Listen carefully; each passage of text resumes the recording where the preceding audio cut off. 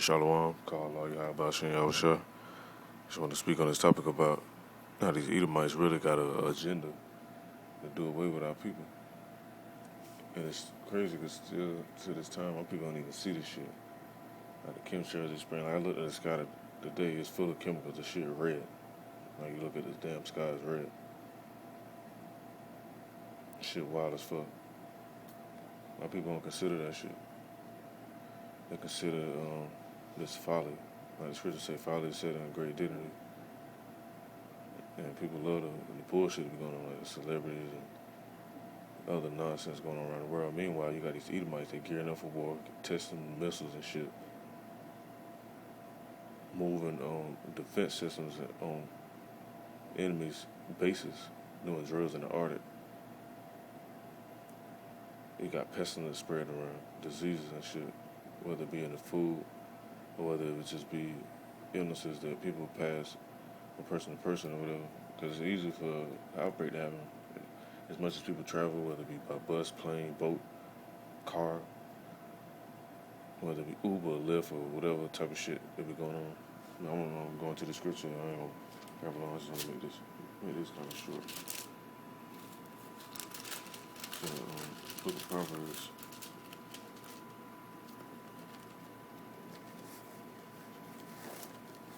Book of Proverbs, chapter 1, starting verse 22. It says, "How long, ye simple ones, will ye love simplicity? And the scorners delight in their scorning, and fools hate knowledge." And how people hate knowledge, because I actually don't been around people that hear me speak on certain stuff. And I just test them out just to see what they like. I speak about some dumb shit, they all for that shit. But if I speak about stuff that, you have to have wisdom and knowledge to know about, they despise that shit. And the scripture go clearly into that. Now in verse 23 it says, "Turn you at my reproof. Behold, I will pour out my spirit into you. I will make known my words unto you." And that's what happened when you turn to Yahweh Hashem Yahushua. And Yahweh is who people call God in the Hebrew, in our actual tongue. And Yahushua is who people call Jesus in the Hebrew tongue. And saying the Hebrew and knowing the Hebrew does matter for the people that be like, it don't matter. It says, "Because I have called and you refused, I will stretch out my hand and no man regarded." And how does the Most High call? He sent his men to call out to you and speak to you. Because the Most High ain't finna come down in no chariot and sit down and talk to you and then fly back off. It ain't going down like that. Time of Moses, the people wanted that and they seen how the Most High was coming. They ain't even want to talk to him. They were so scared. They wanted Moses just to go talk to him. So that definitely ain't happening right now. It says, "But ye have set at naught all my counsel, and will none of my reproof. I will also laugh at your calamity. I will mock when your fear cometh. And when your fear cometh as desolation and destruction cometh as a whirlwind." And this season coming up too is gonna be a lot of whirlwinds and tornadoes and hurricanes too. Shit on a higher level than these past years. It says, "When distress and anguish cometh upon you, and that's the Most High gonna laugh. He gonna use his men to laugh." That's why you see certain men when certain events happen, especially when you've been through a lot, because the Lord will put you through a lot just to build you up and test you and see if you're gonna fold up or hold up. And most of the men that hold up, they can laugh at certain stuff, laugh at death, laugh at adversity, laugh at persecution, laugh when people talk shit and try to throw your name under the bus and drag your name through the mud or whatever. They can still laugh at that shit. People go through certain situations and people, "Oh, that's so sad." A wise man understands judgment, so hey, we'll be able to laugh at that because we'll know, like, oh, that's their judgment. Now you read on, it says, verse 28 say, "Then shall they call upon me, but I will not answer. They shall seek me early, but they shall not find me." And that's what's gonna happen because right now people stuck on this bullshit. There's a lot of bullshit going on. I ain't gotta say what it is. You know what this shit is. But a lot of people stuck on that shit on a high level. Meanwhile, you got these elites doing shit, passing laws like this EMP law. It could be a power outage at any fucking moment now. They testing it out already across seas. Who's to say it won't happen over here? That's when people gonna want to call on the Lord then. Last moment type shit. They go, "Oh God, oh Jesus, what's going on?" And the Most High and the Son ain't hearing that shit. You read on some more. It says in verse 29, for they that hated knowledge and did not choose the fear of the Lord, Yahweh, they would not of my counsel. They despise all my reproof. Therefore shall they eat of the fruit of their own way and be filled with their own devices, for the turn away of the simple shall slay them, and the prosperity of fools shall destroy them. In verse 33, in and off in chapter 1, in the book of Proverbs, it said, but whoso hearken unto me shall dwell safely, and shall be quiet from fear of evil. Hey, speaking on testimony, ever since I got into these scriptures real heavy like this, like I used to get into a lot of stuff when I was younger, like wilding out and running the streets and encountering all type of stuff with police and different stuff like that. But since I've been walking in a certain way and carrying myself in a certain manner, it's like stuff just move out of my way, and I already know that's Yahweh Hashem Yahushua and the water, Yahweh Hashem Yahushua for that. Because it might be somebody, they might be scheming on me and want to do something. Hey, he'll throw a whole wrench in that whole scenario, and I ain't got to do nothing. I just continue to call on the name, pray fast, and push this word out like I'm supposed to. Now I'm going to let this video play for a minute, and I'm going to get another scripture.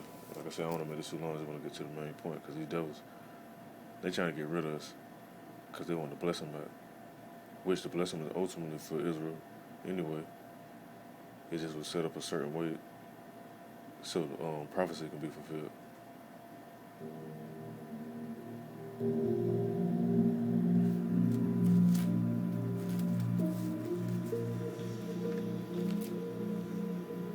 So I got to tell you, I'm so overwhelmed to be here in Bethlehem, Pennsylvania, and I'm so thrilled to all of you who came out this evening.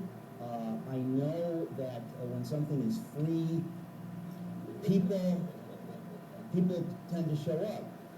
But I know that it's more than that, that you are actually excited about being here. And I'm so excited you're here. I'm not kidding. This is, to my mind, this is an historic event. And I hope I can make that clear to you, or the evening as it unfolds, you will understand how important this is.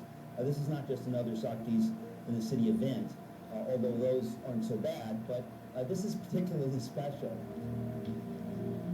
Now I'm going to get to the main points. I ain't finna let all this shit play. A highly anticipated first image of a black hole.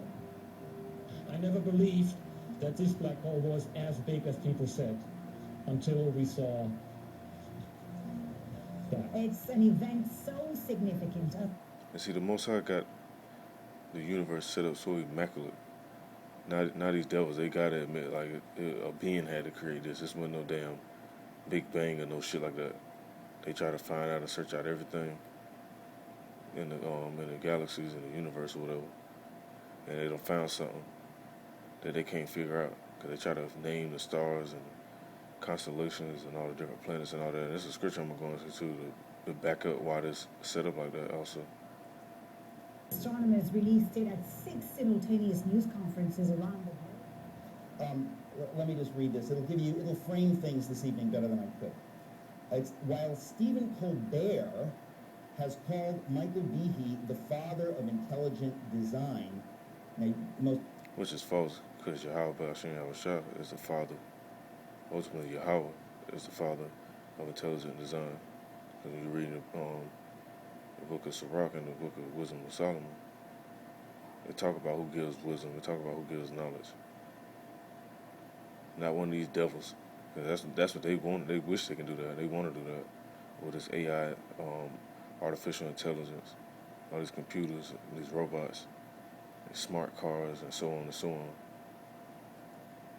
Stephen Colbert is a renowned man of science, and there's no need to mock, all right? He's not the greatest scientist, but he's the best they could get for the flap copy. Stephen Colbert has called Michael Behe the father of intelligent design. Now, if you don't know what intelligent design is, we're going to talk about that tonight. Behe's arguments have been called close to heretical by the New York Times Book Review. You want to talk about a badge of honor. And Richard Dawkins has publicly taken him to task for his maverick views. Because we don't like mavericks in America, right? We like people who toe the line. Wherever he goes, Behe makes waves, but he has remained singularly focused on doing rigorous scientific analysis that points to controversial but incredible results that other scientists won't touch. This research led Behe to challenge Darwin's theory of evolution. What? That's crazy. I had no idea. This is like, I'm not prepared. Are you crazy? What are you doing? It's just straight up crazy. Okay. His research, just imagine, you want to talk about courage, led him to challenge Darwin's theory of evolution in his seminal bestseller, Darwin's Black Box, which came out in 1996, arguing that science itself has proven that an intelligent design is a better explanation for the origin of life. Obviously better than Darwin's thesis, right? Yeah, that Big Bang Theory bullshit. Right, of natural selection. Now, 20 years later, Behe shows that new scientific discoveries made possible only in the past few decades, and this is where I get excited because I had Dr. B on my radio show the other day. This is all new science, new information. Point to a stunning fact. Darwin's mechanism works by a process of devolution, not evolution. We'll discuss that. The mechanism works by breaking down genes, which means that evolution can help make something look and act different, at least on the surface, but it doesn't have the ability to build or create anything at the genetic level. We'll get into that. Critically analyzing the latest research, Behe gives a sweeping tour of how modern theories of evolution fall short and how the devolving nature of Darwin's mechanism limits them even further. If we're to get a satisfactory answer to how the most complex, stunning life forms arose, and by the way, we are those life forms. Yeah, congratulate yourself. We need to look beyond Darwin. It's time to acknowledge the conclusion that only an intelligent mind could have designed life. And whose mind is that? That's Yahweh's mind.